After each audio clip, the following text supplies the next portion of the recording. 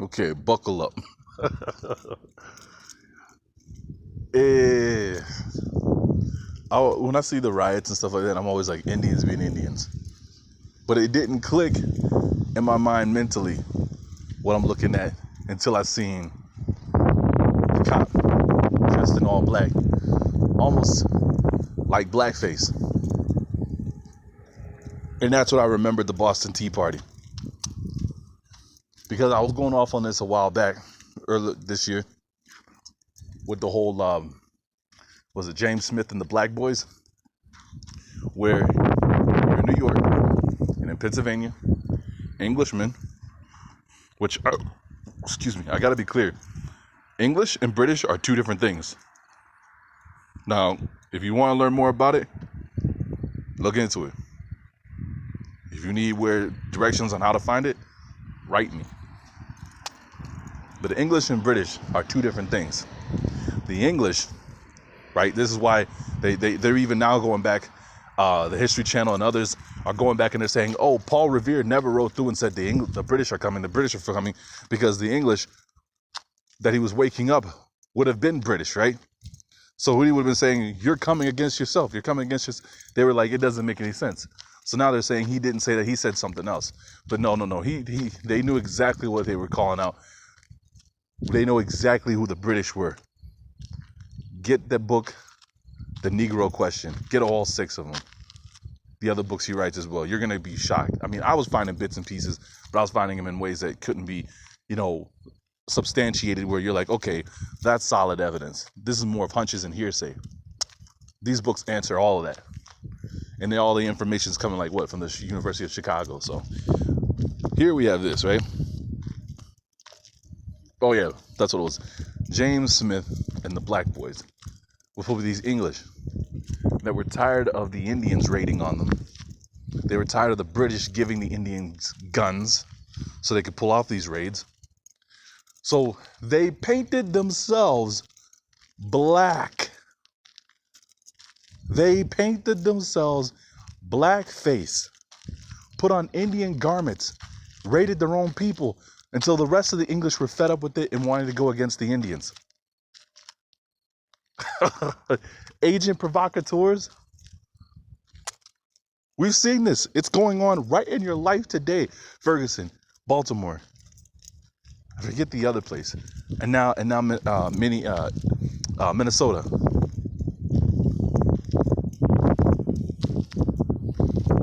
Americans all know the story of the Boston Tea Party on December 12th, 1773. A mob of patriots known as the Sons of Liberty. Now, you got to understand this too. People confuse liberty and freedom as the same thing. They're not. Liberty can only be obtained by being on the sea, being on water. It is the code between pirates. It's the laws of the woman. It is the laws that only come from the sea. And when I say woman, I'm not talking about, I'll get into that later. But liberty and freedom are two different things. This is why the Statue of Liberty has to stand in water. Okay?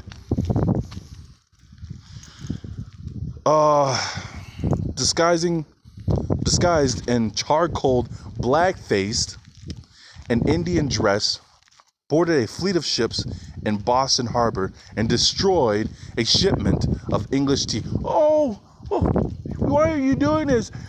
Fighting against police brutality and destroying your own community makes what sense? Why were these men painting themselves charcoal jet black, putting on Indian clothes? I mean, what were these English? Fucking confused? Huh? If you go by today's rules, you would say these men were fucking confused. Painting yourself jet black, why didn't they cover themselves in red paint? Putting on Indian garments, what are they saying? A confused, sick, what? You think about it. Why would an Indian, today's Native American, be confused with being charcoal black? They were trying to pin it on specific Indians is what I'm trying to tell you. Okay? I'm not here saying the Native Americans aren't American Indians.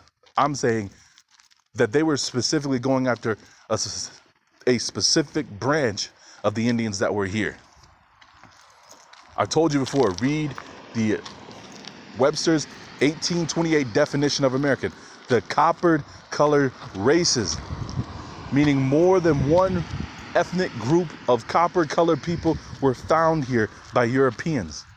And now the European calls themselves the American, when the only ones that could ever call themselves American are the copper colored races. The woman that owns Ron's Smoke Shop in Valdelia, red as the chick from was it Peter Pan? I've never seen someone red like that in my life. I thought that was only in a movie. I've seen that. Copper colored. My skin color. Put it up against a horse. A red horse, a brown horse. Blends right in. I've done it. It was a test I was supposed to take. Because we're taught to call ourselves black when we don't even look black. In the animal kingdom, a red horse and a brown horse, what's the difference? They're both copper colored. So here it is again. Dudes dressing up in blackface, putting on Indian dresses and garments, destroying property. So then the Indian's the only one blamed, if no one knows any better.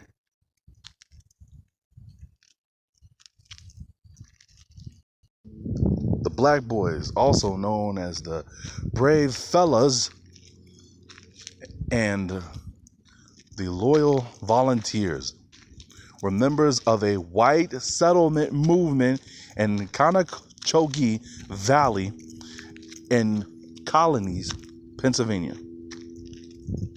Sometimes known as the Black Boys Rebellion. People that call themselves white today, painting themselves up as black, dressing up as Indians to go on raids, so that black people get blamed. The people that call themselves black today that get raided, that apparently were supposedly black but dressed like Indians. I mean, now do you see why I don't do this whole I'm an African thing? When I looked into my genealogy, and I've already posted it several times, my fourth great grandfather, when he was born, he was not listed as white, he was not listed as Negro, he was listed as Indian. Choctaw, Mississippi Indian. By the time he was 20, they changed him to mulatto. By the time he was 40, they changed him to Negro. And when he died a black man.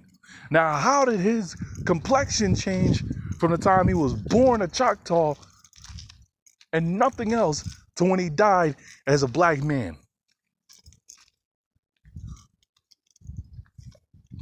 Walter Plecker and people like him going in and changing the census records to fit their narrative, putting you under a caste system. Somebody has to be at the top, somebody has to be at the bottom. Here it is again. The Black Boys, so-called because they sometimes, so-called, it says so-called? Why else would they be called the Black Boys if this is what they're doing? Sometimes blacken their faces during their actions. We're upset with British policy regarding American Indians following the Pontiac Wars.